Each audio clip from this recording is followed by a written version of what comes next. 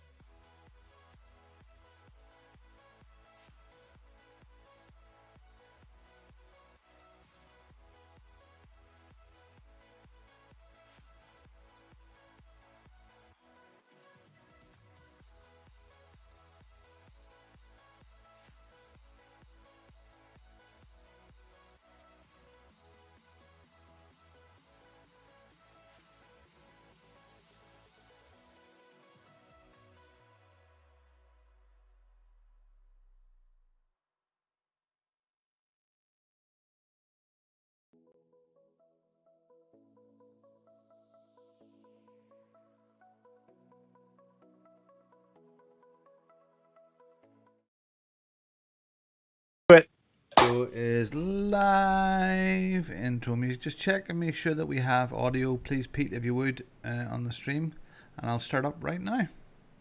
5, 4, 3, 2, 1, 0. Good evening, ladies and gentlemen. Y'all are listening to the Overseas Connection podcast. Shut up and sit down. Here we go! Would you kindly?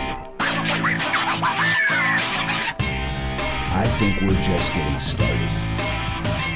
Medic! I'm a witcher. I think this is more than you can handle. He sits on his ass all day. Let's do this. Well, hey, everybody. Thanks for tuning in to another episode of the Overseas Connection podcast. Dare I say, hiccup-free, looking and sounding lovely. Episode 588. It is July 19th, 2020. I'm one of your hosts today, Greg DeLacy, gamertag Murphy's Law, OC_Murphy's Law on Twitter. I have just the trio today, myself and the lovely Robin Tate. Hello. And also joining on the lower register, we have Pete Chin. Hello. Well, thanks, guys. Thanks for making it. Your pleasure. commitment to the show is noted and appreciated. We need committed. Pete. Yeah, Pete, you've been here like almost every. Okay, Come on, Joe. Come Yeah. on, Joe. Spit it out, Joe. Sorry, I was just trying to count all the times Pete's been on the show recently, and I was and pretty it's- consistent up till last week, until the internet died on me. Yeah. But no, You have been. I've been on more recent now because work's getting easier. But there we go. You have, you have, and you know what? It's appreciated because Kim has become a slacker. Kim has just totally, slacked on. I have nowhere else to go. Robin, you are like the sun. You come up every day. We appreciate the fact that you're there, but oftentimes we curse you because you're a little too hot. You're a little too just burning too bright. So we shun you. It's all right. I changed my background. It's okay. So Yes. yeah, not as hot as it was. No, it is certainly not as hot as it was. Hey, we are a video game podcast. We talk about video games. We talk about life. We talk about kind of a lot of stuff. But it is all centered and focused around video games. So if you are here for video game chat, hang in there. It will happen. We love to talk on Twitch. We love to talk on YouTube. We used to really love talking on Mixer because we thought it was the future, like Discord. But both of those things have shown they're not so reliable. Mixer shutting down this week coming up, by the way. Oh. And Discord took a big fat dump on the internet the other day. So that was fun. So we don't rely on those unreliable services. We just we do our thing on our primaries. Let's see. We should talk about some birthdays. We do have birthdays coming up, and it is important that I talk about the oldest of oldest first and foremost. Gary DeFelice.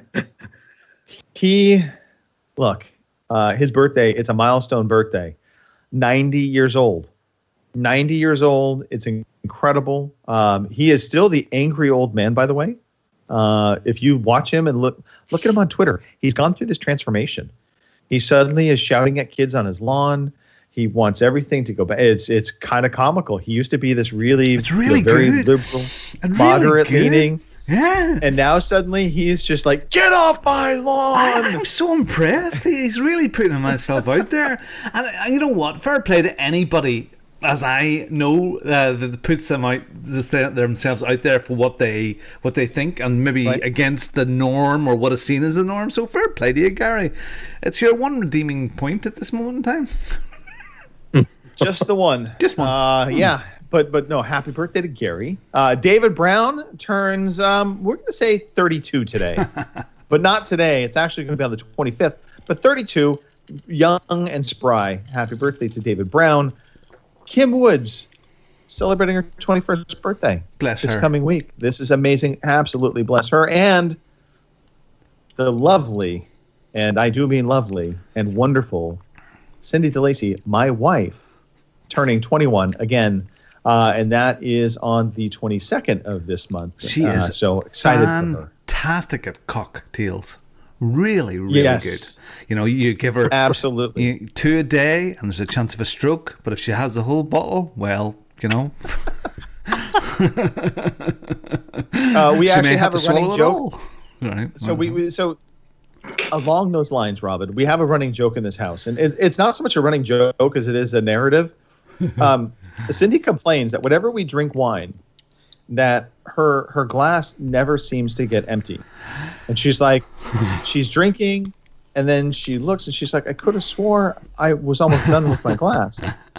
And that's because I am notorious for just going around and refilling. If I refill my glass, I will always refill her glass, which she hates, but I just do it, and I completely ignore her because she doesn't want me to do that so she can track how much she's drinking.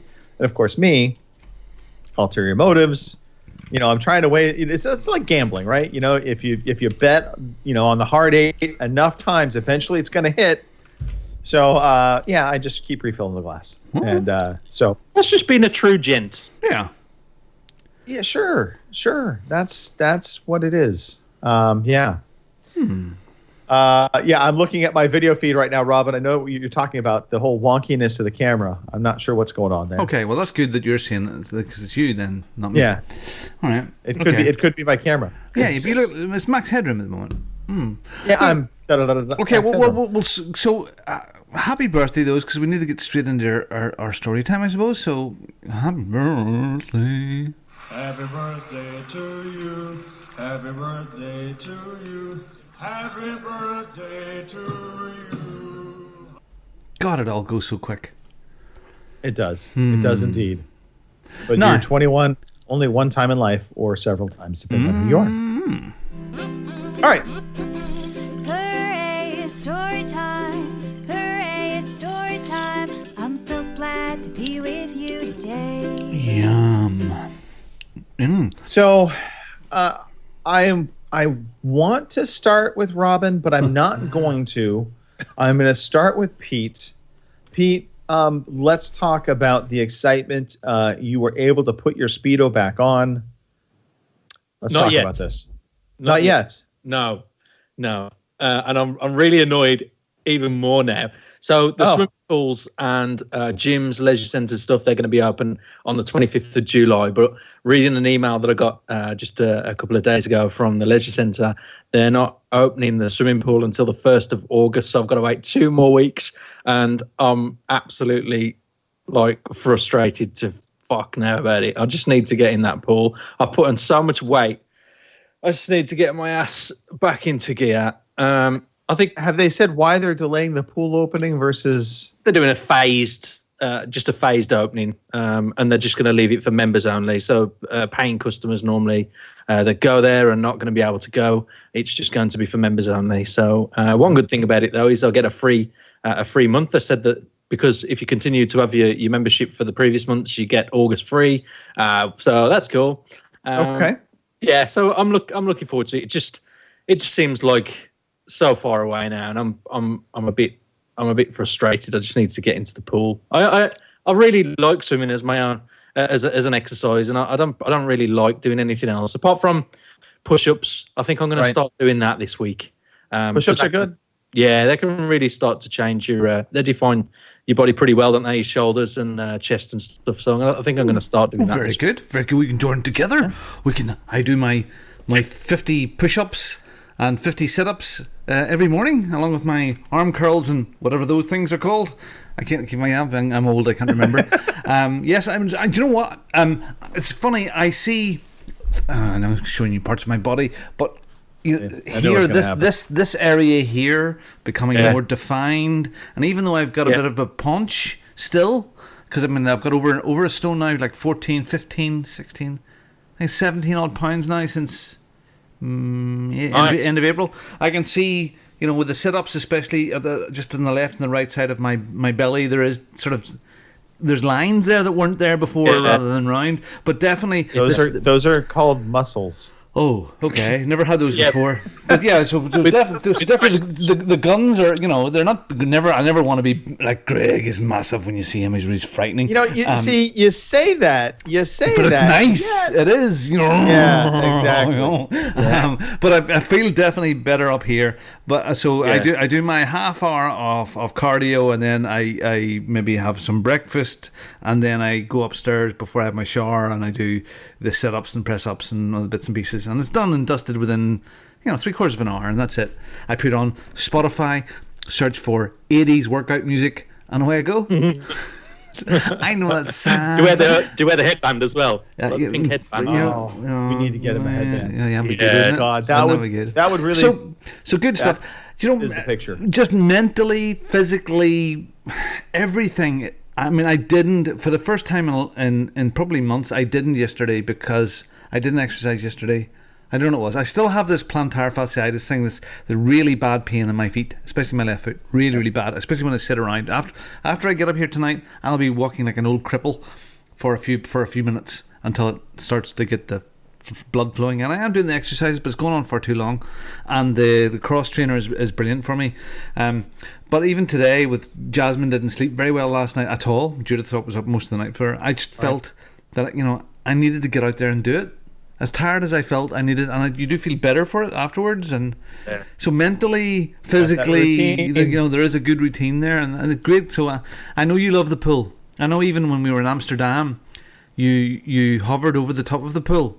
No, you swim in the pool. You weren't that high then. Yeah, and it was cold. I remember you saying it was cold. The water was cold in the pool.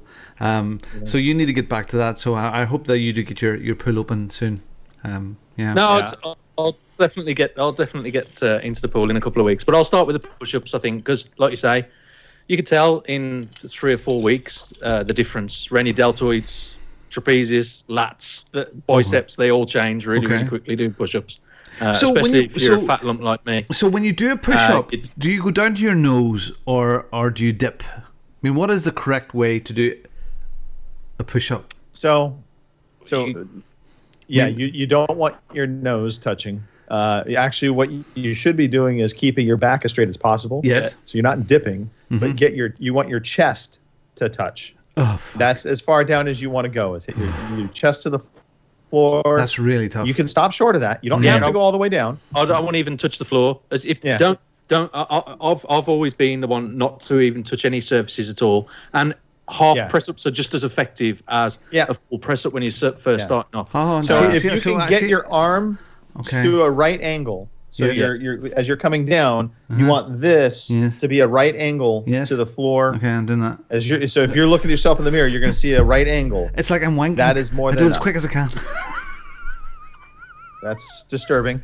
Very disturbing. So I do 10 normally, and then I do like 1 and a clap, and then 1 and a clap, and then 1 and a clap, and then I clap and 1, and then fingers, just single fingers only. No, I don't. I do 50 press ups, and I'm happy to do that. But the thing about it is, Pete, I couldn't do 10. Like 3 months ago, I just couldn't, and it's amazing. Yeah. So it's nice, and it's still hard work doing. Push-ups are fantastic. Push-ups and sit-ups. Now here, I'm going to challenge you. Here, different from your sit-ups, great for your core. Okay. Start doing planks. Alternate them. Don't do them. Try and do them every day, but do them like every other day, maybe every 2 days or so. So what? You just hold yourself straight, isn't it? So what you do with the plank is you're going to get onto your elbows, and so you're going to hold your body though in the same position as you would a push-up. Okay. So your back is straight, your butt's not up in the air. It's actually parallel to the ground. You're on your toes. No air butting. Okay. On your elbows. Yes. And then you hold that position. Start with like 30 seconds. 30. You hold for 30 seconds. Then you stop. You rest a little bit. Yes. Do it again. Do at least 3 sets of those. Okay. And then as you get better, increase your time. Okay. Yeah. All right. Okay. The world record is a guy held a plank position for 8 hours. Oh, is it 8 hours? I thought it was about 5 or 6. It was stupid. It's stupid long. Yeah. Wow. But I wouldn't even get too over keen with the plank. I'd just say 30 seconds or 60 seconds. Don't sleep and go. Yeah, I could do this for 2 minutes. No. You won't. You'll feel it. Yeah. I usually right now my target for a plank is a minute per. So I'll do a minute. I rest. Do another minute. And by as you get towards the end of that minute, and I have my stopwatch on my phone right in front of me, so I see it happening, and I will feel my body just starting to do that little bit of shake, a little bit of like I want to quit, I want to quit. And you can shift a little bit on your toes to help out as you're doing it. Because trust me, when you start doing these, and what you'll feel it is you're going to feel it in your lower back. Yeah. Because it taxes your core. Because your core, which is, by the way, one of the most important things to strengthen, which is good you're doing sit-ups, that kind of thing, but your core, at the end of the day, ties into everything else. So strengthen your core. So that's as far as swimming pools. We're not and I've weighed myself as well. Because I thought to myself, I'm going to be about 17 and a half, 18 stone. No. Right? Well, I weighed myself and I was 16.10, so I'm not as heavy as I thought. Okay. But I'm going to aim at about 13 and a half stone. Yeah, I reckon I should. You're about the same height as me, aren't you, Pete? Yeah? Yeah, right. Aren't you? You are about the same height as me. Isn't that right? On my knees, yeah. No, are you taller than me much? What are you, 6 foot what? 6'2"? Oh, that's not so bad then. No, 13, you're a bit bigger, taller than me. No, not much. I'm just shy of 6, so, yeah, okay. A wee bit. Yeah. Yeah, 13 and a half. That's okay. Well, I'm now in the 13s, but I would love to be at 13. So Pete, you're right around what 224 is what 16 stones converts to. So yeah, that's a decent weight for your frame. It's not horrible. No, but looking at me, I feel horrible when I look at myself in the mirror. Right. I've got there's like I just really need to shape up. But if the pool's not opening and that's my only form of exercise, then fuck it. I'm just going to eat what I want and drink what I want until it opens, and then I'll roll with it. But I'm going to get married next April, and I've got to shift some weight before that. And I'll do it as long as I behave by Christmas, and I'll be fine. I'll probably see a big difference over 3 or 4 months. But there we go. Other stuff I've been up to. Right, I've watched. Wait, real quick. Are they going to make you wear a mask in the pool? No. Jesus Christ! I've seen people wearing masks in the sea. I know it kills me. I see the dumbest one I ever see is the person driving in their car with a mask. Oh, by themselves. Yes. They're like, you're isolated. It's totally okay. I'm so fucking virtuous. Sorry, my language is atrocious. Yeah. I'm so fucking virtuous. Oh God. Anyway, we do encourage wearing masks. Don't get me wrong. We do encourage it. We've got to start wearing masks in shops next. Is it next Saturday, Robin? 24th. I don't know if the Northern Mexicans have taken it on yet, but most likely we'll probably wear masks like 100 feet before the shop, and you have to think about it and vote on it before you go into the shop. We'll probably go to even further extremes. So the Catholics trying to over-impress the Protestants. Pardon? Why don't they say, right, tomorrow you've got to do it? Why leave it a week? Why? I don't know. It's just nuts. So they can get signs printed, stuff like that. I don't know. It is nutballs. Yeah. Anyway. I've been watching a good TV series called Sinner. I don't know whether you've ever seen that before. It's on Netflix. No. I don't know whether you can get it in the US, but it's this detective who's had a bit of a rough past, and the first season was about a real horrible murder that goes on, and he kind of unravels all of that. The second one's about a cult killing. And the third one, which I watched recently, is about this guy who's just an absolute schizophrenic type guy, and he's trying to work him out. It's a real good TV series. I've been watching that anyway this week, season 3. I played a card game as well this week called Double. Has anyone ever played it? No, but I want to talk about a card game. Yes, I want. Okay. You talk about yours first. You show me yours. I'll show you mine. Okay, right. Well, Double. I don't know how many is in the actual deck, but they're circular cards. There's 5 or 6 different games within this one pack of cards that you can play. And when you turn a card over, they've all got pictures. There's a picture of broccoli, a picture of an apple. There's a ghost, an igloo, snowman. I'm trying to think, this is like a generation game now. Okay. All different colours and things on these cards, and they're not all the same size though, so they do differ as you start like looking at all the other cards. Yes. And you can thank you, Robin.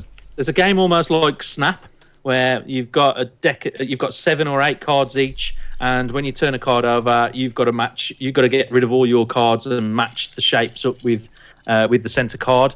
There's an elimination game. There's 5 games anyway you can play in this game of Double, and it was really, really good. We had a good night of fun with that. It's well worth it if you're into your card games. And the most boring thing I've done this week is we're trying to look at reopening our centre. We've where I work, it's a conference centre stroke hotel, so we've got bed and breakfast guests, plus we've got PhD students as well that come to our place to study, and we also have religious and spiritual courses. And at the moment, conference centres they're not opening in the UK, but I've just been doing risk assessments and all different kinds of work this week in trying to focus on how we're going to get open again. And it's that it's really important, but at the same time, it's just boring. It's really boring with some things reading into all the legislation and what we have to do, and so it's just been risk assessments and just a lot of reading, which I'm not a massive fan of. Yeah. I get an email every day or every other day from the office saying, "Oh, we've put in a new sanitizer in the reception and this, that, and the other," and my boss texted me on Friday to say, "Can I have my home address because he's going to send me out some face masks?" And I'm going, please. I don't know. I'm fed up with the whole thing, and I know it's important. Trust me. But you got right there with you, Robin. I've said it there all the time. We got to be sensible. We got to be safe, and we got to make a profit. Because if we don't, we won't be here in a year's time. And and the thing that's really doing my head right now, Pete, because it is a middle management dream as well, is the rules that you put into play for your conference centre. Are they sensible or are they over the top? It's like the debate about schools right now, where my son, all the way through this, all the pandemic, has a part-time job. He hasn't been at uni because uni is off, so he's been in his Iceland shop. Three or 4 days a week. People in supermarkets and convenience stores, they've all been there. People in hospitals dealing with these people, but the people in retail, food service have been there, and it's driving me insane with 6 kids that need to get to school. Surely if we can get a bar open and all all the bits and pieces open right now, they can work out how to get a friggin' school open. It's just anyway. Yeah. We need schools open. I'm sorry, but our alcohol consumption far more important than the knowledge of our children. It's been weird. It's weird out here. So California, we rolled back. So we were kind of getting into full opening, and then suddenly everything got the brakes hit on it. And now we're back into this weird thing of certain things are not being opened up, yet other things which you would think shouldn't be opened up are still open. I'm not quite sure how the rules are applying to everything. Bet you didn't close up the shops that sell hash, yeah? No. The marijuana shops are certainly still open. All of the only thing that really has been for sure shut down: nail salons, hair salons, bars that don't serve food. Everything else seems to have some kind of loophole to be able, including gyms. Apparently, I thought our gyms were going to be closed, but I drive by my gym every day and it's friggin' open. Yeah, well, I don't get it. The bars can open now if they serve Kumo chips, as they're calling them in New York. Yeah. Which is a bar has to serve food, but if they serve crisps and charge for the crisps or right. Yeah. So that's kind of odd. Hey, quick, real fast. Yeah. Want to shout out to the users in the chat. We've got Hardly Dan, we've got M. Brashler, Brian Davies, and Somo99. Sumo. Praise the users. I believe in the users. Yes. Okay, we're talking about card games. So I also bought a card game the other week, and it's called Taco versus Burritos. I don't know why I bought this, but you know why I bought this. And then it's a simple card game, a bit like what you talked about, Pete, and we were playing it with the kids. And you, at the beginning of the game, you decide whether you are going to be a taco or going to be a burrito, as you can see on the screen. It makes no difference to the game whatsoever. So you deal out the cards, and what you have to do is each card has a worth, and it's a bit like I don't know, Jack Change It or Uno. So there's different cards have different points, and there are penalty cards that you can send in the health inspectors to wipe out someone's burrito or their taco, so they have to start building their meal from the very, very beginning again, and there's lots of stuff like that. Or to counteract the health inspector, you have a no bueno card which you can play. So it's a good fun game. So it's simple, but Taco versus Burritos, if you want a little card game, it's suitable for sort of 7-8-year-olds upwards. It takes about 15 minutes to play. That's good fun. We've had a laugh with that. Greg, I'm going to start now talking about some of this stuff. I'm sorry. Some of this stuff. Yes. So I've thoroughly enjoyed my naked wines, and I've went through my first six bottles that I got the cheapy deal, and then I ordered a case of 12. I got an extra one. It was 13 Baker's dozen, and that was about a month ago. And we're through all of those, And a week or so ago, I ordered another batch of their best favourite whites, and got a nice bottle of red with that as well this time. And it arrived yesterday, just in time. We were down to our last bottle. Naked Wines is super. I mean, the 13 bottles have cost £74 because I'm seen as what they call an angel. So a business helping wineries and get a bit of extra funds up front. So yeah, and the wines have been spectacular. So I would thoroughly recommend giving a Naked Wines a buzz, a go. There's I think it's 6 bottles for 29 quid or something out there is their first initial deal, with free postage in the UK. And if you want to do that, give me a shout. If you want to try it, give me a shout, because I think I can get more money off and get me money off too. The other thing was, these all arrived yesterday, and the other thing that arrived and ordered a while back was a lovely bottle of rum. I'm going to put it up on the screen now. I don't think I'm giving away anything else here. Okay, yeah. So this is a bottle of Doopy Share Spiced Caribbean Rum. I'm going through lots of these of late. Yeah. And this one here is with pineapple and cola nut and Caribbean spices. Nice. I'm having my first glass of it now as we speak, and it is really nice. Just on the rocks? Just on the rocks. Yeah, nothing in it. Yeah, why would you do that? And it came with, on the screen, these two, a nice extra, didn't know, little cocktail, like they're little metal or aluminium gold cups, and they came with those in the box. And I just thought, that's a nice thing. I didn't know they were coming, and that's lovely for the people to do that sort of stuff. So yeah, it's nice. Yeah. The other stuff that I've been really into is Michael Keane. I mentioned I'm listening to Michael Keane's autobiography last week, and he's brilliant at narrating the autobiography. Really good, really interesting life. Some really good stuff that can be applied not just to acting, but life in general. And he seems to be a very straight up sort of fella. So I've been going through. I'm a big fan of the original Italian Job. Didn't realise it was 1969. That was the year I was born. 1969. Anyway, been on the cross trainer watching Michael Keane. I watched going through some of the older stuff they've done that I haven't seen. The Ipcris File, which was the first big movie that he'd done.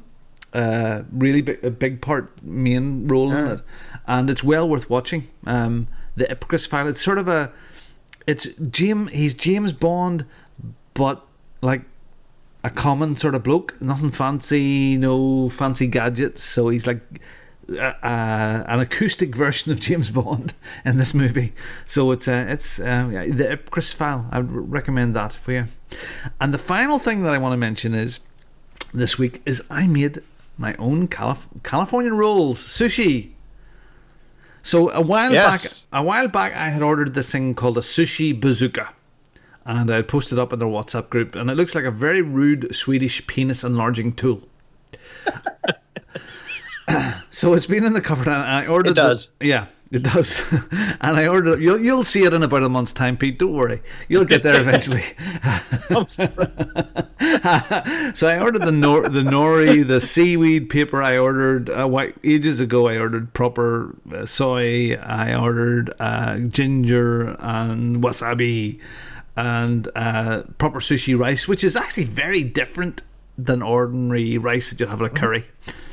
So I don't know what it was, just decided the other day that I was going to do it, and I made my first batch. I made some more yesterday, and the way this bazooka, Sushi Bazooka, the way it works is it looks like a cock gun. You put it the cock, you call it in America, the grout. We call it for grout. You know grout, Pete, and you're in between your tiles. Yeah, like one of those guns. Grout and cock are two different things, for the record. Just for the record. Okay, all right. Sticky stuff. It's the idea. The sticky stuff. Yeah, it's getting worse, Robin. It's getting worse. Okay, so this thing, so that's a solid tube, but this bazooka opens up like this here, half and half. Okay, and you fill the two sides of your half and half with this cooked cold rice after you've cooked it, and then there's a bar that goes into the middle, and you just tamp it into the middle, and then you lay down your your peppers or your whatever you want to put into it. I mean, today mine was some red pepper, some yellow pepper, and some Parma ham, of all the weird and wonderful things, just to be a bit different. And the first ones I made were the same idea, but with some smoked salmon in them. And so then you just close up the bazooka, you turn the top of your pump, like in your cock gun, you turn it to tighten it up, and there's a lid at the end, and then you push it, and it comes out like a really lovely jobby. You know, like the ones that come out really nice some days, they just come out and pinch off clean. It comes just like there, and you just put it on your nori roll.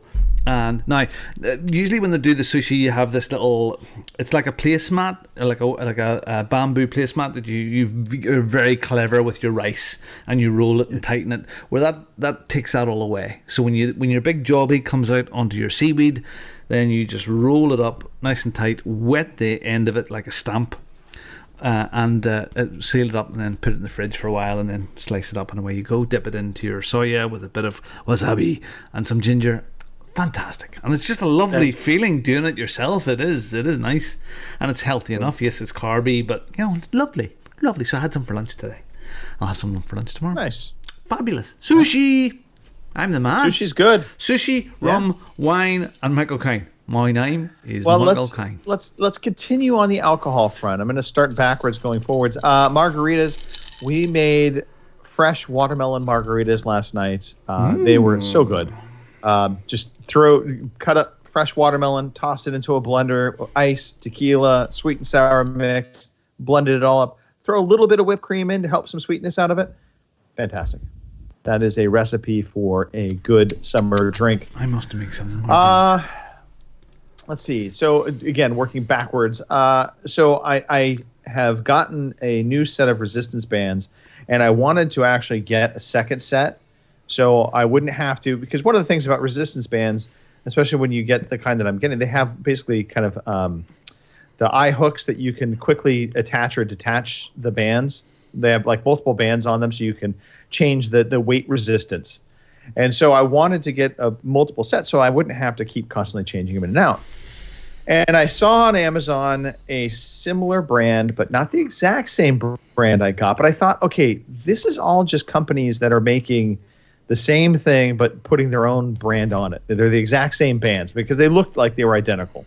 So I just said, well, I'm going to get the ones that are only $29, not the ones that are $49, and it'll be fine. Where are they from? Got them in. Well, the ones that I liked are called What a Fit brand. Mm-hmm. These other ones, I don't remember the name of them, but they were not the same. I was shocked. I was disappointed. So I'm returning those, going to get the more expensive ones because they were actually different lengths. So you can't have different lengths when it comes to resistant bands. That is problematic. Penny wise, pound foolish. That's the way it goes, isn't it? Yes, absolutely. And then, much to my happiness, I found that there was a new Expeditionary Force book called Mavericks Freefall. Mm-hmm. I was just okay with the first Mavericks book, so I'm curious as to if I'm going to like this one or not, but I just started it. I'm halfway through. I've parked it for Michael Keane. Okay. I miss that stupid tin can. So the stupid tin can aren't in this. That's kind of... Yeah, and the Mavericks... I thought I might as well. And the Mavericks know nothing about the tin can because it's not in their timeline. There was, so Barney had left the planet. But, they're good... They're good books. The characters in them. I think this is better. Oh, I have parked it. I have parked it for a while with Michael Keane. Okay. And the book of Eric had recommended to me. Which it's okay, Joe. It's okay, Joe. Yeah. All right. Yeah. So. All right. Yeah. No, we don't talk about that book. No, we don't. But good. The last thing I want to talk about. Yeah. Last thing I just want to talk about, and this is just some, kind of, I've struggled with the whole TV thing. TV. In that, I've wanted to not watch the news. There's not a lot of new content coming out outside of, like, Netflix has been pretty good about new content. But I have just been trying to find something to kind of keep me away from everything. And, I started watching the Titan Games. This is the new Dwayne Johnson, The Rock, his competition show. And I just love these shows. It's a strength competition. It is about endurance, strength, power, all that good stuff. And I have thoroughly enjoyed it. It has been the right medicine through all of this time. Can I tell you a show not to watch? Okay. I begrudgingly got, say, 3/4 of the way through the new Rambo movie, Rambo Last Blood. Okay. I was really hoping, because I saw the Creed movies and I really liked the Creed movies. I thought, you know what, it's a bit of the remaking of Rocky, but it was done pretty well. So it wasn't it didn't feel too placating. It just they were good and they were well acted. Rambo Last Blood just feels like a movie they made to just they were going to show as much gore as they possibly could, because it is horrifically gory at times. It's just like, holy crap. And I don't know there was much more purpose to it. I think the last couple of Rambo movies were kind of like that, I was really hoping this was maybe going to be like a, hey, you know what? I'm going to go back and I'm going to do a good Rambo movie. Because I liked the first Rambo. Rambo 1 was great. And then watched it not so long ago. From there, you were chasing the tail of Rambo. And they just got progressively worse. But I thought, okay, maybe Sylvester Stallone has seen the light. Creed was good. He was behind that. Maybe, just maybe, Rambo Last Blood is going to be... No, it is not good at all. It's bad. It's really bad. Avoid it at all costs. Unless you're really hard up and you just need to see a lot of blood and mayhem, then outside of watching the news, this is your next best bet. All right. Let's talk games. Oh, okay. Games. That would be kind of cool, wouldn't it? I want to talk about games. Shall we play a game? I want to play a game. You are one pathetic loser. There we go. All right. Well, there we have it. You're one pathetic loser. Pete, you are one pathetic loser. Let's talk about your game that you played. Just the game. The only game, according to the internets, depending on which side you fall on, either the best game of this generation, possibly ever, or a complete and utter train wreck, horrible game. So what side of the fence does this game fall on for you, Pete? And I haven't even said what game it is yet. Can I just ask, who has said the latter? Oh my God, there is outrage over this game. A lot of people feel that the story was broken, that they didn't the direction of the narrative was not justified. They never what's the right word I'm looking for here? In a sense, they've introduced new characters that we're supposed to care about that you don't care about. They never give you the moment to care about them. And they do a lot of story tropes within the narrative of this game that, according to some, and this is not me, this is the internet rage, if you look at the Metacritic user score on this game, you will see the outrage. There's a lot of people also that were angered by what they felt were some social justice warrior elements that were input into this game. Yeah. Yeah. There's a lot of look. I think it's a good enough story. It's got 94 Metacritic. Not Metacritic users. In fact, we have news about this for this very reason later in this episode. So we'll talk more about this. Well, okay, all right. Well, I've not searched online. Yes, and you're about smart this game for that because I just didn't want to spoil it. Yeah, Pete. What game is this? By the way, it's Last of Us Part 2. Thank you. Right. Yes. Okay. So for me, listening to all of that about people just slating this game, didn't like the narrative or whatever, right? I'd be happy to have them line up in the street and I'll give them all a bitch slap, because this game to me is just the best game I've played in, I don't know, 10 years. It's a fucking phenomenal game. Now, Pete, just to clarify, you had just finished the first one not so long ago, Isn't that right? Yeah, the remastered version. Okay. Yeah. Now, I enjoyed the game, and thanks to Mark for sending it me. And it was a remastered version, so they might have ironed out all of some of the issues that they had in the original first, which is it 2013 it was out, that. I think so. I found it a bit clunky, and I did say a couple of weeks ago that I found that the controls were at the start a little bit similar, but man, I don't know what I can't praise this game enough. The story is just phenomenal. The way you transition between cinematic scenes to actual gameplay is slick. Throughout the whole, it took me 32 hours altogether. I put into it. I played it on moderate difficulty, so I had a little bit of a challenge.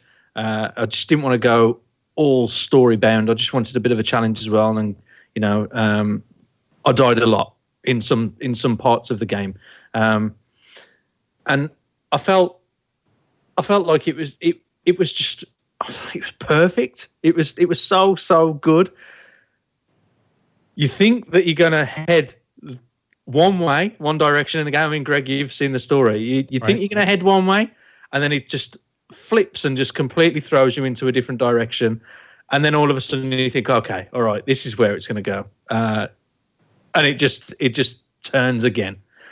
When I got to what I thought was the end of the game, there was another 6 hours on top of it. It's just, the story is exciting. I love the gameplay.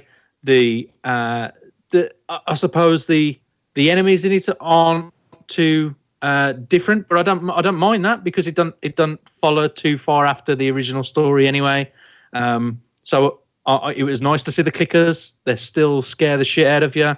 There's plenty of them, and I'm not really one to jump. I watched horror films as a young teenager, and I've seen so many and played lots of Resident Evil and Silent Hill, and I'm not one for jump scares. And I jumped about 3 times in this game. It got me.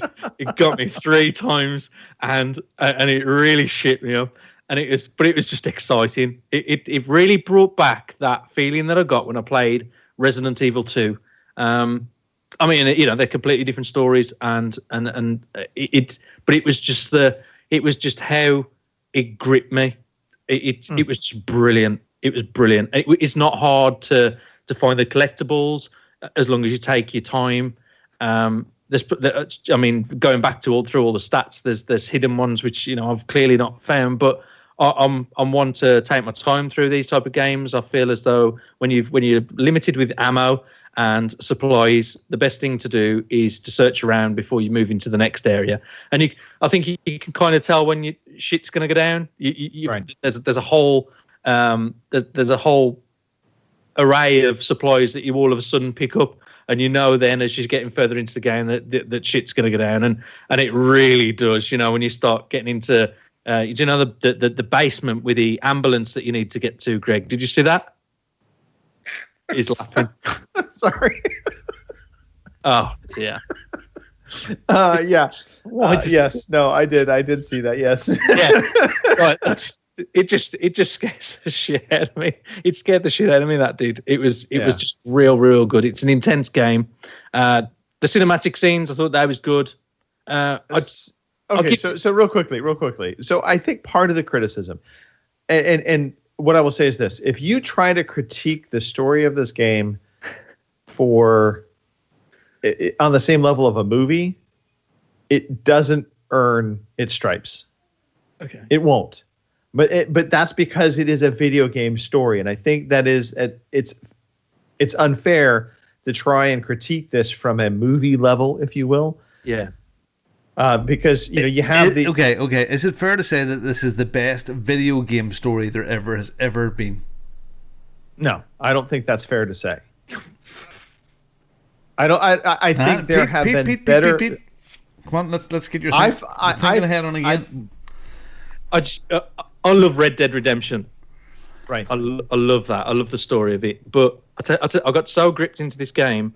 This is, I would say, on par, if not better. Right. And that's me. Yes, that is you. Look, I think Red Dead Redemption might be probably Red Dead Redemption 2 might be my favorite video game story ever told. I'd say 1. I think this is a good story. It's a very good story. I think it misses the mark on a couple spots in terms of its justifications, or quite honestly, maybe this is the thing is they're doing some things in the story because it's going to also support some of the things they want to do from the game mechanics perspective. And I think that's where people took exception. And I'm trying to talk around things, so apologies to anybody listening to like, why don't you just fucking say it? I don't want to spoil anything. Look, if you like this series, you are likely going to really love this game. And I don't think that you can discount the sheer quality of what Naughty Dog did here. This is an amazing achievement from a gameplay, game graphical standpoint for this generation. It stands out. It is head and shoulders above almost everything else that's been put out this generation. So, do you think that in the story, because this is what it's all about, because it looks great, but it doesn't look the best in the world ever, but it looks really, really, really good. It does. But did they shoehorn stuff in because of the way things are at the moment? The way the world is changing. Did it feel like it was? I don't know, social justice. No, and forgive me, nothing wrong with people being gay or lesbian or whatever it may be. I mean, was that forced into the story more, or first of all, did it feel awkward at any stage, Pete? So real quickly, they talk about Thanks, Abby. Pete. I don't know, but I'm gonna interject here. They talk about Abby being potentially transgender. I don't think it's ever confirmed in the game. Okay. In terms of what her background is. So I think there is a leap by a lot of social justice warrior people saying that that's what they're trying to do here. I don't think that's the case at all.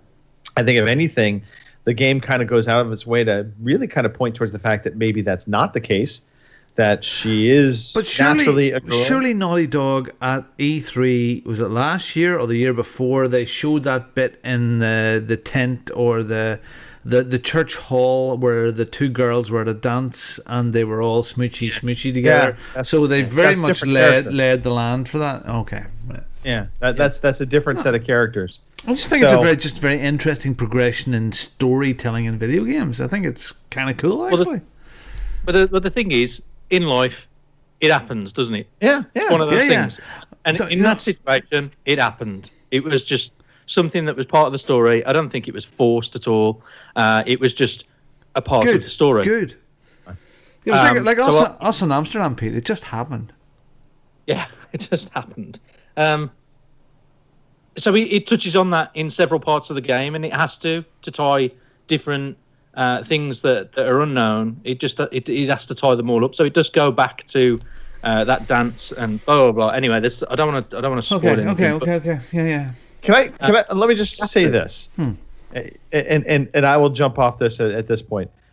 Great game. I openly rooted for Ellie to not win, if that makes sense. Okay. The second half of the game for me? You're still spoiling this now. No, I'm not saying anything more. Anyway, yeah, to me, there were some moves they made, and I think they could have gone a very different direction with the story, and I think the narrative should have been different for the overall story. That's my take on the world that they're portraying to us. But again, I think we need to have a spoiler cast where we can talk about this openly and freely, and we'll just go at it, Pete. We'll just rock and sock them. Well, this is the thing. There's a few levels at this game. I think that there's levels at this game that you can't talk about on the podcast without spoiling anything. It's just impossible. But I will say that on this game, you get to play as different characters. You get different weapon ranges, and you get to experience, I suppose, a different level of gameplay because you're playing as a different character, and it's great, man. This game is shit hot, and I'm never one to I suppose polish a turd when it comes to games. I know Stu on the Veteran Gamers has recommended that pigeon game, and all different types of stuff that have come up, and he's been slated. Listen, this is just something else. This game, I love it. It's if anything, I love it on par as Red Dead Redemption 2. Or the whole story. I was glad I was introduced to it. I don't really play PlayStation that much. And Robin, if you want to play it, I'll send it you if you want before I trade it in. And you could, if you've played number 1 and you could play this, I'd send it you just to and wait on the trade. That's very generous. I guarantee that it's so good. It's brilliant, man. It's a classic game. So if you're into survival horror, post-apocalyptic, and you like the Walking Dead series, you've got to pick up this. You've got to pick up this story, part 1 and part 2. It's just, I think it's phenomenal. I mean, the PlayStation. I think that is fair. I think the PlayStation was on its ass, man. It was whirring like a plane. It was dying. I've not got a PlayStation Pro. It's just you run of the mill PlayStation 4, and it was the fan at one point I thought it was going to take off, but. It glitched twice. Speaking of glitching, I'm watching Robin's pictures of us. Your connection sucks, donkey dick at the moment. The auto saves are pretty frequent. I found the game glitched twice on me.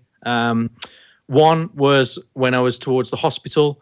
For some reason I jumped. No, I didn't. I looked at this one building and I thought, I could just drop off this edge and land onto this part of a house that I could see. It was a bit of a drop, but as I got closer to it and I ran off, it was a complete cliff drop, and I should have just jumped. And every time the game restarted, it was restarting, and I was just dying I just heard me screaming every single time. So I had to go back. I think it was 16 minutes of gameplay, so that wasn't too bad, but it could have been a lot worse. And there was further on in the game, I was with, I can't remember their names now. It's when you're on the way to the village, Greg. Okay. On the island. Do you know where I'm on about? Mm-hmm, and there's 2 children, right?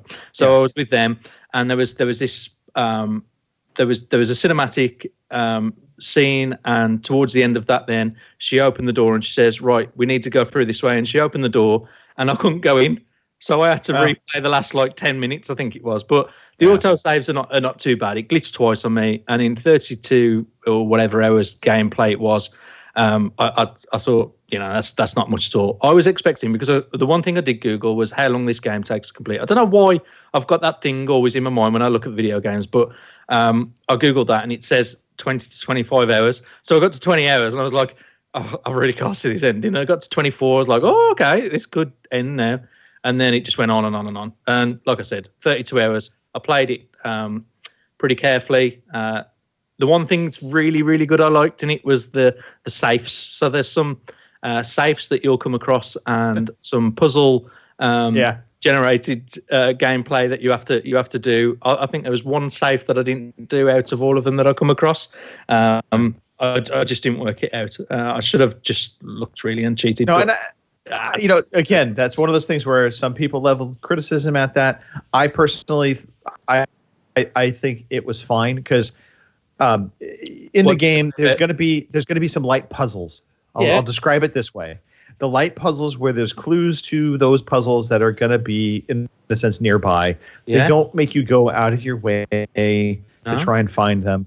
I suppose in real life, yes, that's probably not going to be the real case in the majority of those situations if you came across them.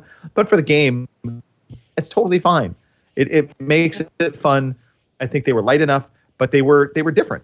Yeah, I thought it was good. I mean, the puzzles in Resident Evil, when that Resident Evil 2, when that first came out, and you were in that house, I think some of those puzzles were pretty tough compared to the safe combination. Working, Yeah, look, this is the thing. You might in life come across one situation where the password has been written on a sticky note sitting next to a computer, and then the safe is just next to you to crack it open. Yeah.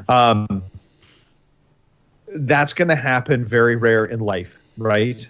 Yeah. So in this game, that's kind of how they handle a lot of it, is you're going to find those kind of clues somewhere nearby.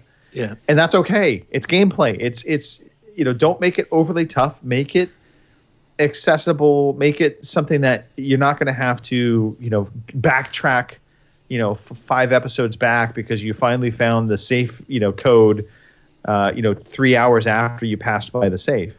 Yeah. That's not fun. So I think that's all perfectly fine. And I agree with you. I think it's a cool little element they added into it. I mean, you had to explore, and yeah, you really had to explore to find them. And to me, where the safes were where people were creating bases.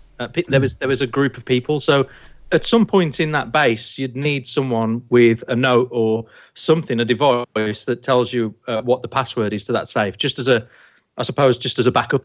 So would they really? I don't know. I don't know. I'm just saying. Okay. I will just now. I'm not even gonna say anything. We'll leave it at that. Leave it at that. The game's shit hot. I'll give it 10 out of 10. It is. And anybody who says different, like I said, I'd be happy to bitch slap him because it's. Pete will fight you. Pete is openly saying he will fight you in the streets or in the pool, preferably in the pool. Preferably in the pool. Yeah, I'll do it. Yes. Just swim off. Yeah. Cool. All right. Yes, we're done talking about Last of Us 2. Sorry, Hardly Dan. We went on a little bit longer, but we're done. Robin. Yes. Let's talk about your fractured butthole. Oh, no, we're not. Okay, that's not what I was hoping you were going to say, but okay, let's talk about the fractured butthole. Let me just get that going right now. Here we go. Fractured butthole. Okay, so I bought this donkeys ago, okay? The fractured butthole. Oh, damn it, that's wrong. Yes. And the fractured butthole is the sequel to the first South Park game. Now, the first South Park game and I had a strange relationship. I started to play it, and damn it, fucking cameras. Excuse me, audio listeners. It's nothing to do with you guys. Yous are okay. Yous are fine. Yous are lovely people. But video users, they've lost Greg.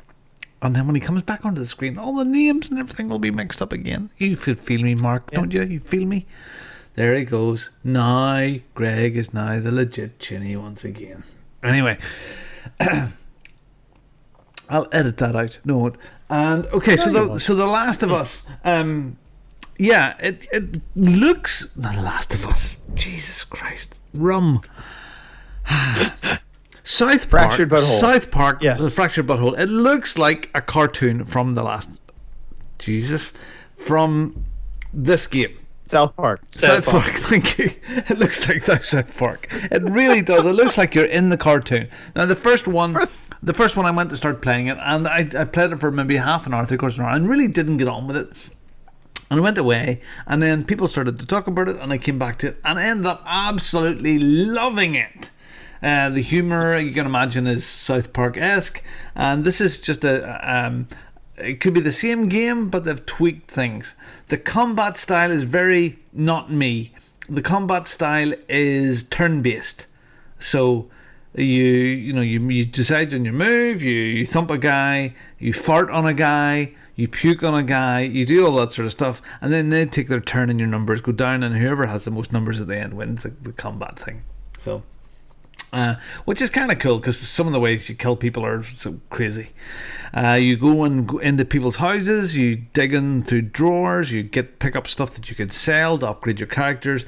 You find the toilet, you go in the toilet, and you have to use your left thumbstick and your right thumbstick just to find the right place to pinch it off. Yeah, lots of silly sub games like that. And in this game, where they are now they're sort of superheroes, once again, all the little characters that you know and love, and you're the king, you're the new guy, and away you go. And so far, it's more of the same, and I'm sure I love it. I don't know why I left it so long to play it, but I'm getting well stuck into it. So it's fun, and it's slick, and it's perfect, and it just looks like you're in the cartoon. It's got great humor too. I mean, South Park is it's a funny funny IP. And irreverent, So, yeah. and I can laugh at ourselves and how stupid we're all being right now. And I think maybe that's I needed that sort of humor in my life at the moment. So speaking of that kind of humor, by the way, I forgot I watched Ricky Gervais last night. His latest was it Inhuman? I think is his latest comedy bit. Yeah. So good stuff. Yeah, well, I just love the fact that make fun and everything. And it's that, okay. And definitely, as I said last week, watch Jim Jeffries, and it's not called Inhuman. It's called is it Irreverent or yeah, it's kind of like it's all about cancel humor, and definitely very, very, very funny. Oh, isn't that Intolerable? Intolerant. Yeah, so it was very, very good too. Yeah. So yeah, that sort of thing is good. We catch ourselves on for how stupid and serious we're all being right now, you know. So yeah, South Park. Yeah, good stuff. Yeah. Excellent. What next? Well, you tell me, Rob. Would you like me to go into some of my games? Do you want to go back to? Yeah, you do that. Yeah, I'll do one of yours. All right. I will go left to right for you to keep it easy for you to figure out. So Assassin's Creed Odyssey, I have jumped back into this. I've been playing a ton of it. I do like this game a lot. I love the direction they're taking the Assassin's Creed series. It's becoming more of an RPG. It's becoming less of the original Assassin's Creed, which I honestly kind of got tired of that model pretty quick. The stealth assassin, you climb up, you one hit kill him, and then you're basically trying to run away and blend with the crowds. I dig. Yes, Robin. Is this the first new one or the second new one? This is the second new one. Okay. So there's Assassin's Creed Origins. Okay. Then they made Assassin's Creed Odyssey, which is set in the Greek Spartan setting. So it dives more into the mythology. You can fight Medusa. I'm sorry. I have to do it. I have to. It's building up inside me. God, when you said Romans. And I am Sparta. Thank you. Sorry, it's out of my system now. No, and you will feel like that in this game. Okay. It's good. It's good. I do like playing the female character in this because I think she was better voice acted than the male character. I know. Yeah. So you're. It doesn't necessarily jive with the times, but that's okay. Suspension of disbelief. It's good. What's your pronoun then? Say it again. What would your pronoun be then? It's a good question. Your Mythios. Your Mythios. It's non-gender, so it doesn't matter. Okay. Anyway, this gives me hope for Valhalla. However, I am starting to get worried with Ubisoft. And, if we think about everything that they announced, all of their big tentpole games from this last Ubisoft Direct they did, they're all sequels. Assassin's Creed Valhalla is, I think, like the 7th or 8th game in that series. You had Watch Dogs Legion, which is the 3rd game in the series. And then we had... You see, I kind of think you're absolutely right here, Greg, because I have the first new one to play yet. I haven't even went to the second new one. And I've left it. The last big one that I played was the one in London, which I thoroughly enjoyed and left it for quite a while. And I love the Assassin's Creed 2 and Brotherhood. Right. And the one with the boats, the pirates, which is Brill, Black Flag. But they are more and more of the same. I guess they start to look a bit better and they're more RPG-ish. But it just seems so big and so epic, and it's like you, Greg. It's so big, I don't want to tackle it. It's mammoth and strong and fabulous, but there's just so much to do. So I am excited for the Valhalla series, though. Yeah, I like the notion of playing a Vikings game is absolutely cool, and I'm excited for that. Yeah. I am concerned it's going to feel like I'm playing Odyssey in a Viking skin. So that's my concern with these games, is that they're not necessarily doing a whole lot different. They're just tweaking them and giving them a new setting, which is fine. But after a while, it does start to feel redundant. And Far Cry 6 was the other big game they announced. I'm getting fatigue. I want them to start coming out with some new IP. Yeah, but it's also good for the people who realised Assassin's Creed 2 that this is just going to be the same old thing over and over. And Right. I've not played any. So until Valhalla comes out, it will be pretty good because I've not played any of the other series. Fair play. Fair play. The other game I have... Wait till they realise that all the Vikings did was rape and pillage. Yeah, okay. No, that is not going to be the narrative, Robin. They are good people. Yeah, Come they're going to be called. They're going to call them Vikings. They're going to call them what's a spur name that's going around at the moment. They could maybe call them Redskins or something like that. I have no idea. They could call them something. Yeah, not Vikings. Yeah, yeah, that would make sense. Hey, You we may get that game though. That's a game they could make. They could make, although they did. Actually, if you think about it, that was Assassin's Creed 3. You played as a native Indian. Although you were a mixed, I think you were a mixed race, if I remember correctly. So you were part like American, part Native American Indian. So you were kind of shunned on all fronts. Anyway, Assassin's Creed Odyssey, it's great. It's good. Enjoying it thoroughly. And one thing that was really throwing me off, so they introduced some new gameplay mechanics into it that there are these big battle scenes where you, in a sense, are kind of taking part in a large-scale war or battle. And so the very first one I was taking part in, I was like, just getting my ass handed to me, left and right. You're way ahead of me, Robin. I'm not ready to talk about that game yet. So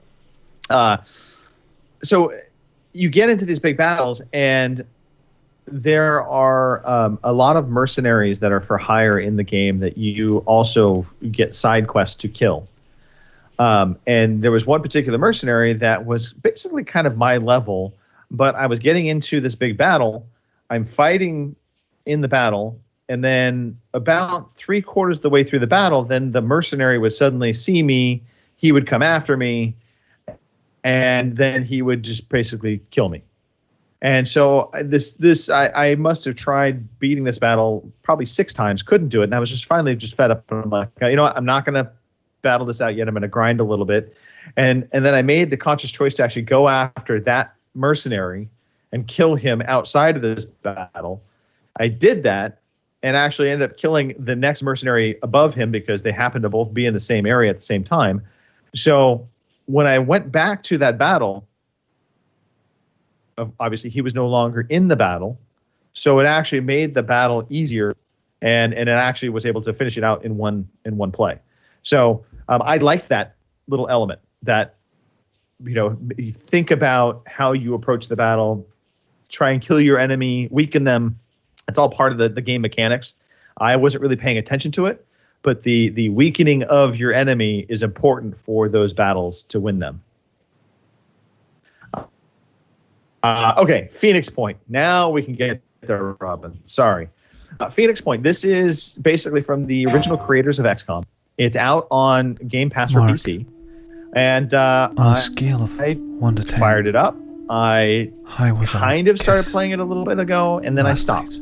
Got sidetracked with other games, and I fired it up just this past week, and I have just absolutely been enjoying it. If you like XCOM, turn-based, XCOM 2, turn-based. It really does look like it. You will dig Phoenix Point.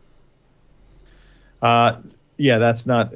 Yeah, it's absolutely XCOM. So, turn-based squad strategy. You have different vehicles that you can employ, as opposed to in the original, it was just kind of you had your airship to take your squad to and from. And they're different enemies, obviously, because it's not the same game. But all of the mechanics feel very familiar. And they handle resources a little bit different, but you're still building up your bases. You're still doing all of it could have just been, they could have named this Phoenix Point XCOM clone, and I think that would have been absolutely perfectly fine. So it's giving me my turn-based strategy fix that I wanted, and I can recommend it. Highly recommend it. If you have Game Pass PC, it's there for free, so play it. Robin, let's talk about Cube 2 real quick. Cube 2, we'll do you completed this game. We'll do that right now. And yes, the cameras are going all over the place tonight. And I don't think it's me tonight. I know. Greg, I don't get what's going on, but that's okay. Yeah. Okay, the Cube 2. Okay, so we've all played. It may be my connection. We've all played Portal. Yes. Right. Yes. Yes, this is this is Portal without portals. Yeah, it looks like Portal. The style is kind of the same as Portal. You don't have Wheatley, your little robot, but you do have a computer voice in there. The humor isn't quite as good. It does look classy and wonderful. It's taken me about 7 or 8 hours to complete the little bugger. I have to kind of think the last hour I was kind of ready. It's one of those games that makes you feel very, very clever, a bit like Portal. When you work out the solution. But towards the end, the puzzles in it were getting really friggin' annoying. Almost too obscure, even for my massive intellect. I find them quite tricky. And not that they weren't just obvious. They just were ridiculous. Like you had to accidentally just grab onto an inch of a ledge, and there's no way humanly that you would ever have worked that out yourself. But it's pretty classy. It's good fun. It took me, as I said, about 8 hours with my small brain pan. But yeah, it's on Game Pass. That fantastic thing. I would say go play Cube 2. It's atmospheric. It's good. It looks fantastic. There's no glitches in it. There's no doesn't seem to be any problems with the look of it or any issues that never got caught. Cool. But it is very, very cool. So yeah, give it a whiz if you like Portal and you fancy a bit of Portal stuff. I played the first one to completion, and this one's really good too. It's good. There's quite a good little story going on in it. Meaningless, of course, but it's decent. But yeah, it's Portal without portals. Game Pass again, eh? Yeah, Game Pass is friggin' awesome. Yeah, that'll be another thing that we cover in the news. Okay, Cube 2. Highly recommend. All right, There we go. I have to check that out. I have not actually checked out either of the Cube games, so that'll be on my list. Last game to talk about, Fallout 76. Ooh. Another game that came to Game Pass. And this is a game that, honestly, it got just panned hard when it first launched. And then slowly but surely, Bethesda has been, in a sense, kind of adding back in everything that people liked about the Fallout 3 and Fallout 4 games that they didn't have in Fallout. So things like NPC characters, they were non-existent in Fallout 76 when it first launched. The only characters in the world were other human characters, or player-controlled characters, I should say. And they didn't have any NPCs, and then people basically hated that. So they have slowly but surely been working to get this game back to being a Fallout game. And I'm really happy to say, on the most basic levels, they have succeeded. This is the Fallout 76 I think everybody kind of hoped it was going to be when it first launched. That being said, I hate Fallout 76. And the reason why I hate this game is because it is multiplayer. It's because it is, in a sense, a MMO game where as soon as you go into the game, you are in a world setting with other players. Right. And there is nothing that breaks immersion more as you are wandering through the wasteland than having, Joe 912593967 come up and, stand in your face and try and get in your face saying, join me. And all you want to do is go explore the Fallout universe they've created here. Looks fantastic. It's got all of the right things. I absolutely was enjoying my time up until every time I saw another human character. And they just kind of ruin it. And so, yeah, it makes me just want to go back and play Fallout 4. Oh, Well, that's the sad. I think my opinion with this is they should have just got it right in the first place. They have done with 3. They have done with 4. Yeah. 4 was great. 4 was amazing. They wanted to make this universe that they thought we can basically kind of capitalize and monetize it. Make it the next World of Warcraft. Yeah. And I mean, I get that on one hand, but honestly, I don't think World of Warcraft is all that either. I actually kind of think it's a shit game. Anytime I have to deal with idiots running around trying to break the game, trying to break my immersion, dancing, and in this game, the other part of it is if you find loot, they can steal that loot in front of you. And so again, it's just one of those things where it's just like, you know what? Get out of my game. Get away from me. Get off my lawn. I'm Gary DeFelice already. So yeah, I was disappointed once I got into the real world of this game, and I was just like, I hate all these people. Get away from me. 593 Odyssey. I don't want you in front of me. I don't want to play with you. I don't want you to help me. I want you to disappear. So yeah, that's the problem with Fallout 76. Is it really does break the immersion of the universe they created once you start interacting with other players. Now, if they created a Fallout 76 that was like a GTA 5 role-playing game where they made everybody stay in character, maybe, just maybe, that might be interesting. But from the standpoint of it is as it is right now, because of how everybody acts within the game, you've got people jumping up and being just your typical. It's like the Destiny, hub area. You got everybody standing around doing their little dancing, wanting to do their thing and be all cool.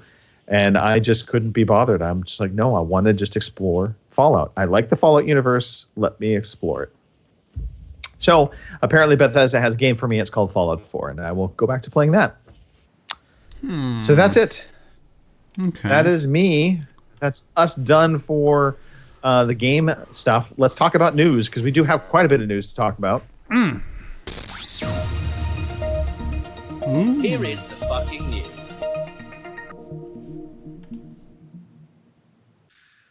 All right, so first and foremost, I don't know if anybody else do this. I didn't know this. I was actually listening to another gaming podcast when I heard about this, so I had to go look it up. But Stadia had a Connect event this past week. Yeah. So Stadia Connect, they talked about games coming to Stadia. So Assassin's Creed Valhalla, Cyberpunk, all will be on Stadia. They talked about some exclusives coming to Stadia in terms of Orcs Must Die 3, which is available now to Stadia Pro members. If you're a Stadia Pro member, you can play that game for free. Serious Sam 4 and Super Bomberman R Online also headlined as some of their bigger exclusive titles. And if you're wondering, what are those games? I don't blame you. I had to do a little bit of double take. Really? Not the most exciting of Connects. The other thing they did announce that they have finally got up and running is the new Click and Play. So if you're on YouTube and you're watching somebody playing on Stadia and they're playing, say, PUBG, they can have that link to the game in the notes below, if you will, and you can click on that link and instantly go into your Stadia gaming moment and play PUBG or Orcs Must Die 3 or whatever game was on screen. So that was kind of the big reveal. They're so quick at doing things, aren't they? I'm sorry, what was that? They're so quick at doing things. I'm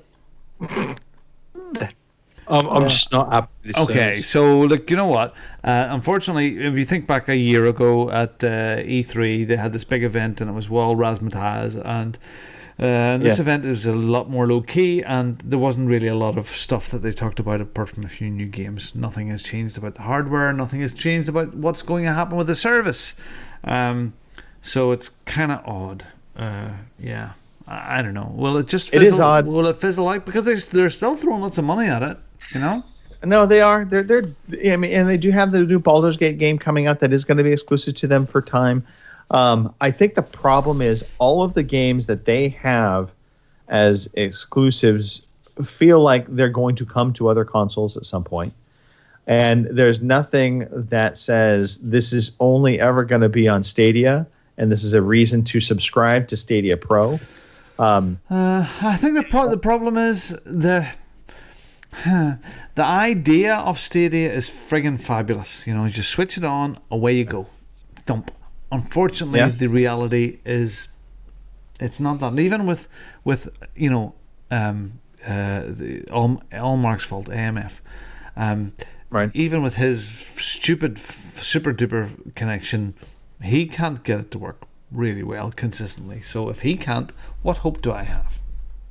I think this falls back to what you said before, though. Either one of you said it. I can't remember who it was now, but it was me. I think they're just in for the slow run. They're eventually gonna flourish. But yeah, I'll take the credit. Yeah, it was me, probably me. Yeah, I'll take the credit. Well, I mean, they are playing the long game. The problem is Google's not known for playing the long game very well. No. They tend to at some point just pull the plug on things. So right now they're doing what they can.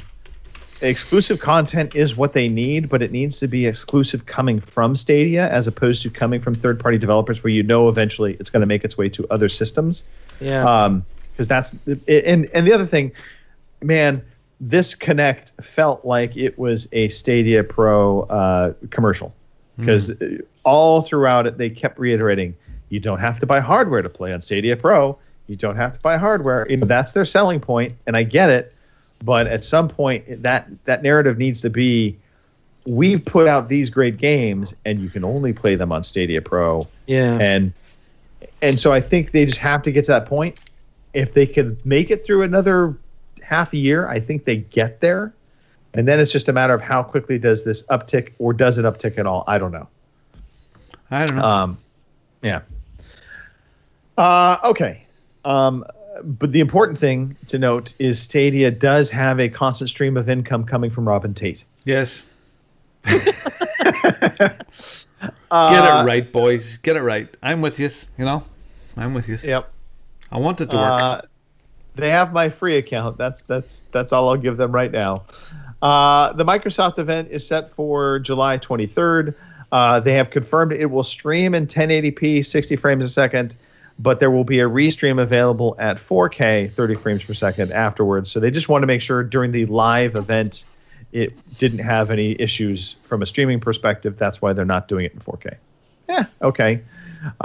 Phil Spencer also reiterated first party games will be cross-generational for the next couple of years. Yeah. So from a first party perspective, games like Halo, Forza, those are all going to play on your Xbox One X's, your Xbox One S's, as well as the next generation. But he did say they are not prohibiting third-party devs from making Series X only games. And the examples that you can see, at least right now, Scorn and the Medium are both only on Series X. They're not coming to Xbox One X. They're not coming to Xbox One S. So Scorn and Medium are made by whom? Your guess is as good as mine. I don't know. Okay. I want to say Bloober Team is one of them. All right. So if I was making those games now, I go, fair play to you, good lads, because they've created a unique little corner of the market for themselves, and they can probably sell more doing this. But could you ever see Call of Duty doing this, or GTA, or Red Dead, or any of the big titles just doing that? Only for the first year or two, but it's a good marketing point for these guys if they're a smaller company. Right. I'm making an assumption they're smaller. And I think the important thing that Phil was trying to point out, because there's this narrative of Xbox is going to hold next generation back because they're not letting developers make games for next generation. So they wanted to address that narrative, saying that we're not forcing anybody, and from a third party perspective, they can do what they want to do. You want to make it only for Series X, go for it. If you don't, you want to make it cross-generational, go for it. The reality is, I think almost all the games, especially in the first year, coming out on whichever system, are likely going to be games that probably could be ported onto other systems. Just download, down-resing, slowing down, cutting the frame rates. There's a lot of ways, using lower quality textures, a lot of ways in which developers can make games for lower tiered hardware. Doesn't this feel like a little bit like this is how you play secondhand games.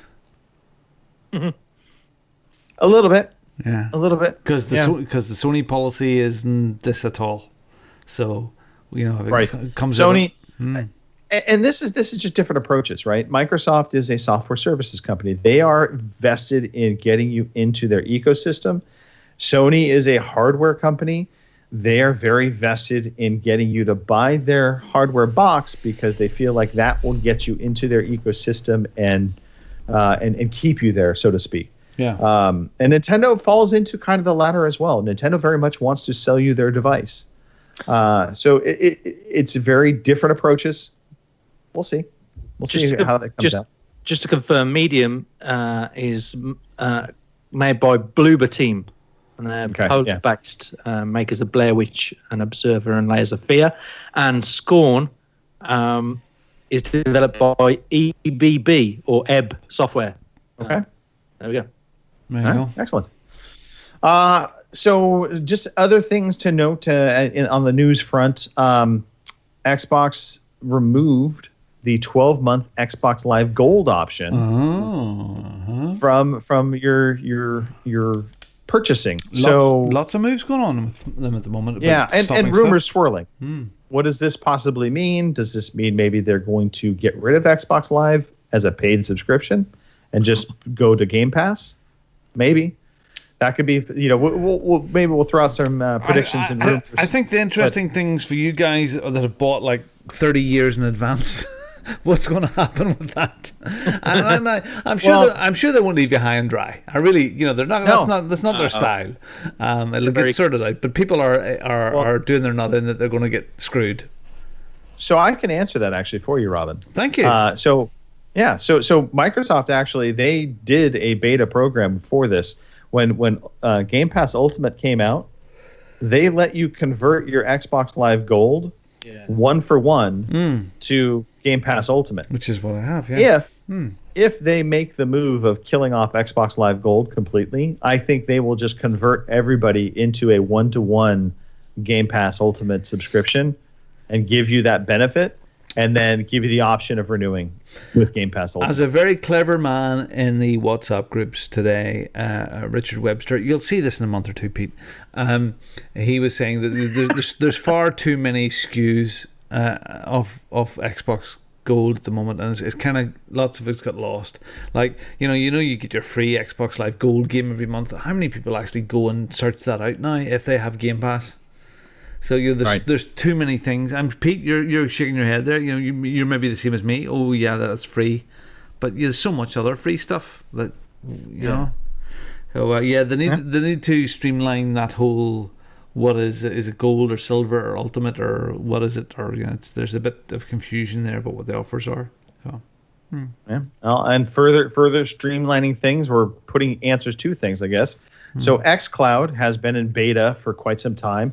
They also made the announcement that Xbox Game Pass Ultimate will include Xbox streaming or xCloud streaming at no additional cost. It's going to just be part of it. Wow! So just blowing it out of the water. So like when you're in Benel Medina with your hanky on your head, you'll be able to take out your iPad on the beach Wi-Fi and play Halo, won't you? Yeah, it's flipping awesome.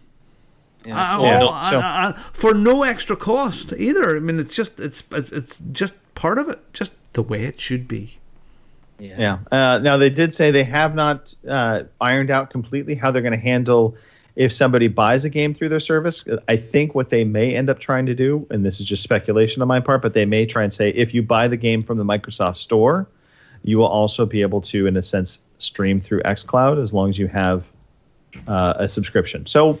Yeah, we'll see. That's all right. Yeah, we shall see. Also, more Xbox news, and this is actually the last piece of Xbox news, but they stopped production on the Xbox One X and the Xbox One S All Digital Edition. So that was or commonly known as Xbox SAD. So this is a curious one, because if we think about it, the Xbox One S All Digital Edition, I kind of get it. Okay, that's the Xbox One S, which is a slightly better version of the Xbox One, the original. And, the All Digital Edition had no disk drive, so they're discontinuing that. But then I thought for sure, why would they discontinue the Xbox One X? But they are putting that aside.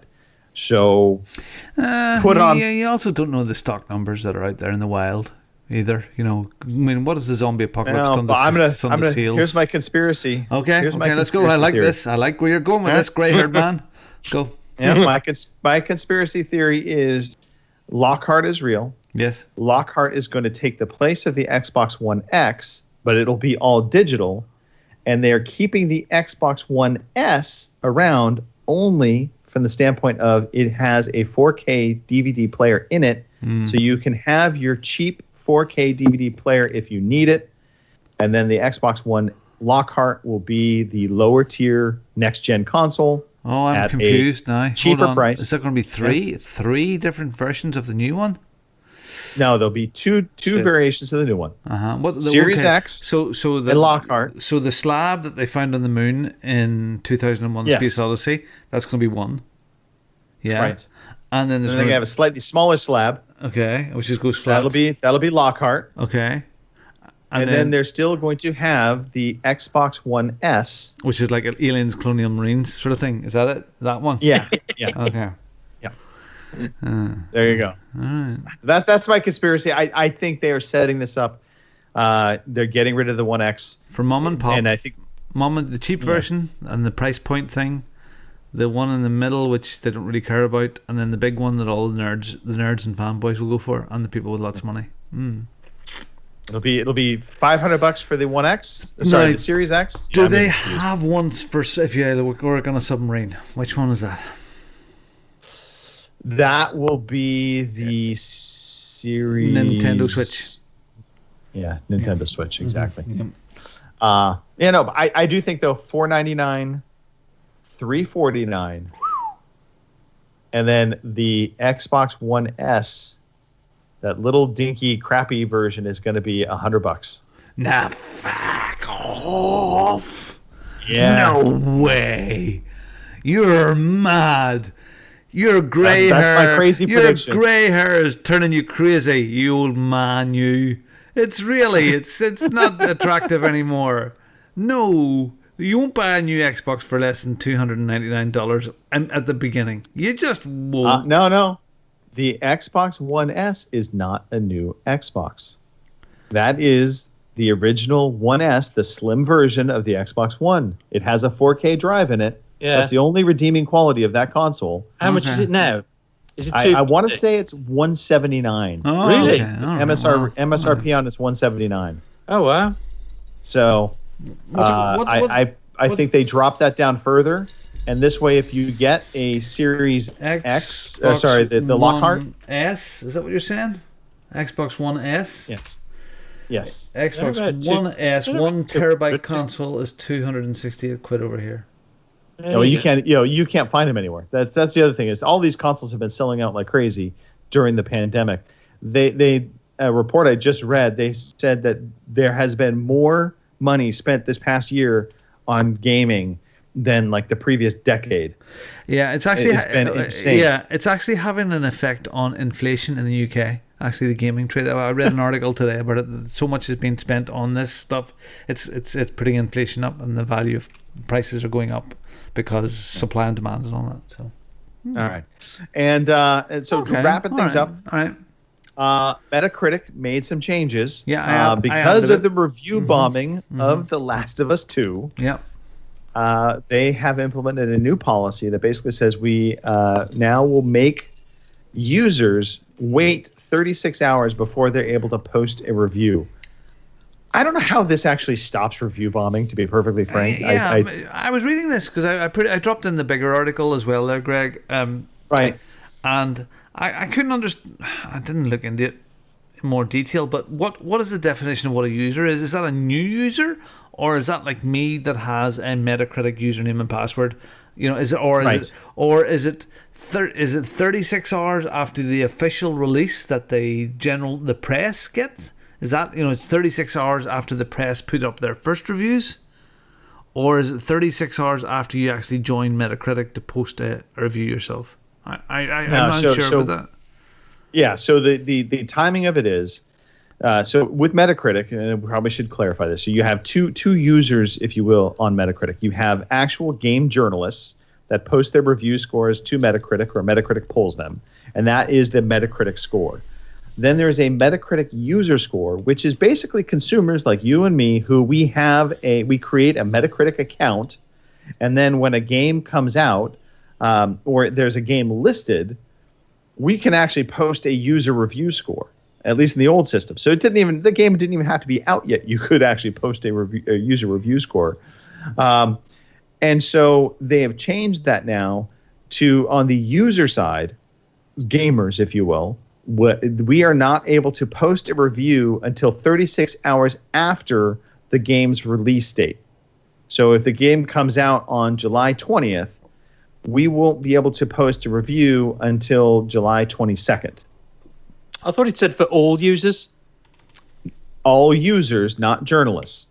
Users. Users are those that you have to basically make an account on Metacritic to be able to post a review. So that's how they define that. Again, I don't think this actually does anything to change this situation of people review bombing. It's just going to now happen 36 hours after the game comes out. Yeah. And I think what they're trying to do is make publishers happy, because clearly publishers, Naughty Dog, Sony, are not happy seeing users review bomb their game the day it comes out, because it doesn't look good. When somebody goes to look at the Metacritic score, they see the users giving it a crappy score and the journalists giving it a great score. It's like, well, what's going on? So instead, they're going to delay that capability of the users to hopefully allow those that are coming to find out the Metacritic score to see it untarnished, if you will, from user scores. My personal thing is they should find a way, Metacritic that is, to actually get verified purchase. This is one of the things I like about Amazon. When Amazon does their reviews, you can see if they're a verified purchase or not. And if they're not a verified purchase, then you kind of take that review with a grain of salt, because you're talking about somebody that really didn't buy this. They just posted a review. So if they could figure out some way to do this, and I don't know how they do it, being honest. I don't know how they get there. But if they could, verified purchasing reviews of users would carry far more weight to me than just random users. Yeah. So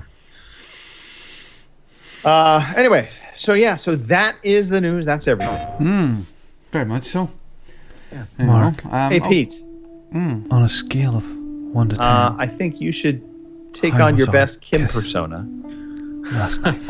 We have some new release games coming out, and I would love to hear Pete as Kim. Yeah. Do your best. Alrighty then. Okay. It doesn't get any better than that. No. New releases between 19th and 25th of July. Rock of Ages 3, Make and Break, which is on pretty much everything. That comes out July 21st. Creeks, which is on PlayStation 4, Xbox One, Switch and PC.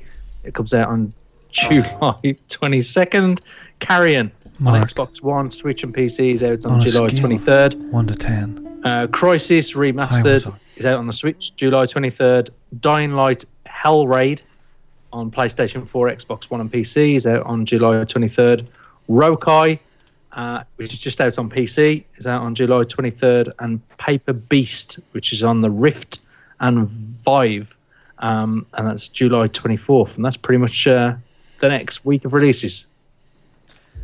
Well done. You sounded totally like Kim, especially towards the end there. Didn't yeah, definitely. I'm walking the fence. Yeah, I'm gonna feed the critters, and yes, I've got a 7-year-old, and my sister just dropped in. Yeah, just like Kim, and then that was a motorbike going past. Yeah. Hey, Robin. Yeah. Victory achieved. Maybe we should. Yeah, I think we should talk about victories achieved. Let's God damn get this stuff out of the way. Finish your friggin' games, will you? You friggin' spent money on them. These wonderful people. I'm really annoyed at you this week, especially one person, Infected Psych. He finished Fractured Minds, the Pete special. Yes, Pete special. The Pete An easy special. thousand gamer sport. It's Yeah, great. no. Anyway, look, victory achieved. When you finish your games, we throw you into a draw, and for money, for real money. Honestly, it's not hard to do. Finish the game, you send a tweet off to @OC_podcast with the hashtag victory achieved, and we will retweet it, and it'll be entered into the draw. So this week, Infected Psych finished Fractured Minds. I wonder if he got the full 1,000. Dukescath, he finished Hue, that wonderful coloured game, probably the wrong Hue. Bongo the Sane finished Cube 2. Behave yourselves. James finished Portal, which is the real Portal, not Cube. And Lewis Danson and the legit Shinny finished The Last of Us Part 2. So very, very well done to you.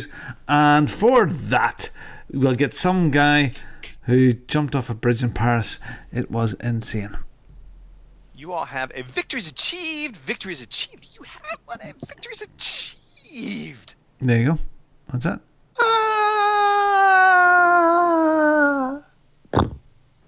Okay. Jumping off the bridge. That's the listeners dropping off. Yeah. Exactly. Yeah. All right. Thank you for that, Robin. That was lovely. It was? Was it? Appreciate Yeah, okay. your sensibilities. Absolutely love it. Look, if you've made it this far in the show, you definitely have earned an achievement, one that we can never actually give you. But take pride and know that you made it all the way through. We do this every Sunday, so come back, have some fun, be part of the chat. It's always fun when we have interaction with our users, and we had quite a few people in the chat. Yes. Want to give some shout outs. So we had Hardly Dan there. We had Lurks. We had Martin. We had the electric longboard. We had Commander Root, always there. Another TV viewer, also part of the chat. We also had, they were in there earlier, and I now don't see them. So, yep, A10. Mark 3 and 1. Ryan Davis, who is one of my colleagues at work. So Yes. nice to see him on. Yeah, Ryan. Well done, Ryan. You've sucked another one in. We're slowly taking over the world, one coworker at a time. So we're here every weekend. So come back. It's fun. We'll hang out. We'll have a cocktail together. We'll talk about games. We'll talk about life. We do it on Twitch. We do it on YouTube. We might do it on Facebook in the future. We do not do it anymore on Mixer, sadly. I'm sad about that. Very sad. Pete, anybody you would like to give a special shout out to, other than your coworker Ryan Davies, who's now reporting you to HR? Right, I'm going to shout out Mark Hoppus. He's never going to listen to this show. He's never spoken to me ever. I wouldn't be worthy to be in his space, but he's the bass guitarist from Blink-182. And the one thing I didn't mention about The Last of Us 2 is there's a section, or 3-4 sections in it, where you can play a guitar and you can play it freestyle. You just have to hold the L1 or L2 button, and you can strum away on the small pad that's in the middle of the PS controller, right. And you can play any tune you want to. And Mark Hoppus played the Blink-182 classic "Damn It" through that game, in that section of the game, and he ended up getting on YouTube somewhere. And I thought that was so cool that he managed to pull that little riff off. And yeah, that was just a real funny moment, I think. And I was playing the game, around the same time, so that was cool. So I'm going to share out Mark. That was really it was very innovative. I wish I could do stuff like that. I'll hand you over to Robin. Okay, I'm going to put a wee picture up on the screen right now of Sue, SLH. And SLH had COVID. She had Wu flu. And on a scale, she's still alive, which is really cool. But that is good news. Yeah. But she suffered pretty hard and still is suffering pretty hard from the symptoms of COVID and the ongoing stuff. Sue's a gamer, doesn't maybe game as much. We met her. This photograph is with Chris MJW from Bosswave. This is from Eurogamer 2013. My goodness.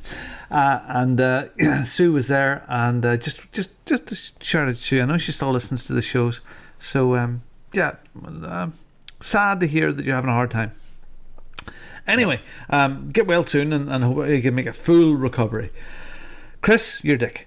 Okay, Phil, Mark from the show, I want you back on. And Mark, I know you're going through stuff, and Phil, you're going through stuff, so get back on here as quick as you can. Parkwood, want to shout out, good lad, RC. Mr. Miyagi in Australia, you're a fine judge of character. I bumped into Lord Alan Sugar at a thing there last week, and I just said hello to him, and he said hi to everybody, and that's about me. So take us home, Greg. All right. Well, on a somewhat sad, well, actually a very sad note, my uncle passed away, Uncle David. So rest in peace, Uncle David. Yeah, no. Hopefully, my understanding is it went peacefully, not COVID related at all. It was cancer, of course, right? Fuck cancer. So yeah, exactly. Fuck cancer. But yeah, so also shout out to all of my cousins and my aunt that they're having to deal with that, and just life goes on. Right. That is what happens. It does go on. And big shout out to my wife. Love you, honey. Happy birthday, pre-birthday. It's almost around the corner. 21 only comes like 5 times now. But yeah, happy 21st birthday. Yeah, you're just edging and trying to angle for some stuff, aren't you? Exactly. I'll be filling the wine glass up heavily. Yeah. All right. Yeah. That is it. We are done. Let's get out of here. Let's get back to gaming. Good stuff. Thank you for listening to the Overseas Connection podcast.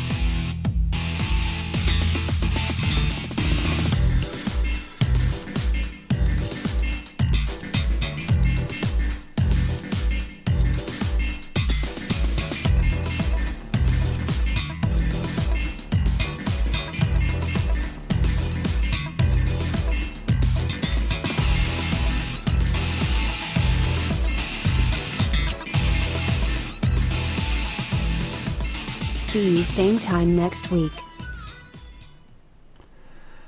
And stopping streaming.